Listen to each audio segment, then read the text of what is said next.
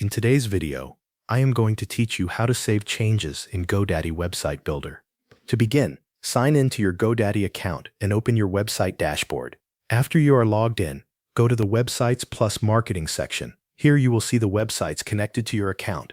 Select the website that you want to update so you can access its editing options. Once you are on the correct website, click Edit Website or Edit Site. This will open the GoDaddy Website Builder editor, where you can make changes to your site. After the editor loads, start updating the parts of your website that need attention. You can edit text, replace images, update sections, or make changes to the content on individual pages. Continue working through your website until all of your updates are complete. Take your time and review each section as you go. This helps make sure your new content is accurate and placed correctly before you make it live. If you are updating more than one page, move through each one carefully and confirm that all edits are finished. Before saving your changes to the live version of your website, you can click Preview.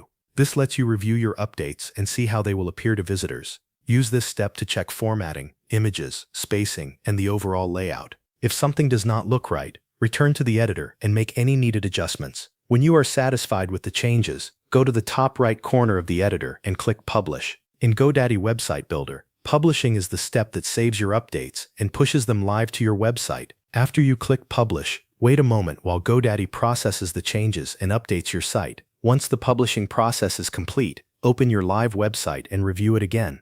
Check that the text, images, and any updated sections appear as expected. This final review helps confirm that your changes were successfully applied and that visitors are seeing the newest version of your website. If you need to make more edits later, you can return to the editor at any time, update your content, and click Publish again to save the new changes. That covers everything you need to know. Thanks for watching.